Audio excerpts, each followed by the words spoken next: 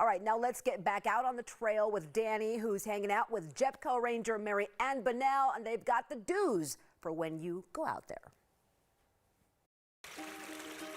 Oh my goodness, we are just in the most beautiful area. Yes, this is wonderful.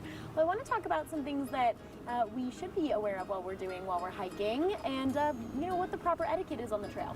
Yeah, well, we talk a lot about trail courtesy, and I think the big point is to be courteous with each other. And if you think about courtesy, one of the big ones where we have people interacting with each other and creating conflict is when we pass each other.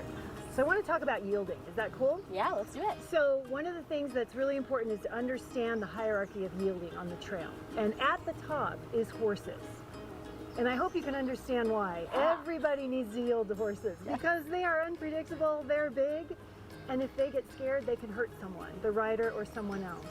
And so everyone needs to yield to the horse. And we do have people that enjoy these trails. The equestrian visitors are some of our very classic Colorado visitors, so we want to be really respectful of their experience. So if you see a horse, you want to be sure and stop, communicate with the rider, ask the rider, is it safe for me to pass? How would you like for me to pass? That communication is really important. Okay. So the horses are at the top. At the sort of bottom of the yielding triangle is anyone riding a bike. So cyclists are supposed to yield to everybody else.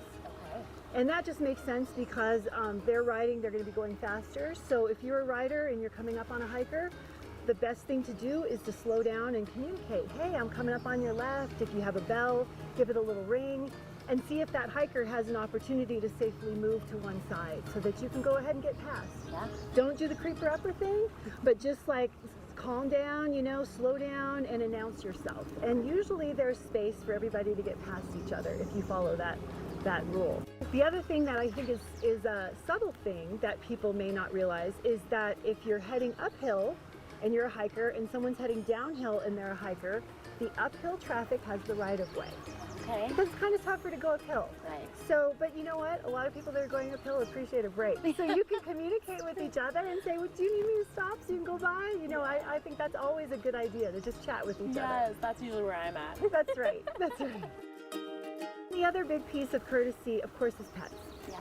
And our visitors are wonderful. Our visitors love taking their dogs with them on their hikes, and we love dogs. And we love dogs that are under control. And the reason why is that's a safer dog. Safer for the dog, safer for the handler. So having that dog on a leash, communicating with other dog owners, is your dog friendly? Because if they're going to come close to each other on a trail, even on a leash, you want to be safe about that.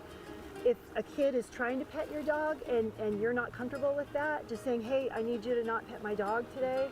Being really open and communicating in a very respectful way can really make that pet experience a lot safer. Excellent. These are all great tips and all things that you wouldn't really think that you would need to remember or need to, but while you're on the trail, it's easy to forget. Right.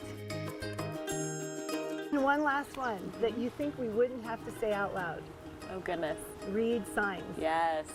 So one of the things that is kind of newer to the Colorado trail system, Denver trail system, is that we're starting to do some designated use. Okay. So there may be a sign that says, on even days, this is a bike-only trail. Okay. Hikers aren't used to being restricted, so if you don't read that sign, you could put yourself and your friends in a very dangerous situation where it's bikers only and they're not expecting you. And so we just ask our visitors, please, please, please, read the signs. Yes. We're trying to tell you important stuff. And so you may get, if you stop at the information kiosk, you may find out there's been a rattlesnake sighting in the last couple days. That'll make you more aware of your surroundings. You may realize it's a designated trail. You may realize something's closed. Right. So really do stop and read those signs. Yes, well, especially for those of us too who are so used to coming to the same trails over and over again, it's important to make sure that there's not something new that we missed last time. That is exactly right. Awesome. Marianne, thank you so much. Oh, you're welcome. It's so great to meet you out here in this beautiful and peaceful environment. I know. I love it here. Thank you so much for coming to see us. Of course. You can get updates and visitor tips online, jeffco.us/open-space, or follow Ranger Mary and Bonnell on Instagram at JCOS Ranger 1.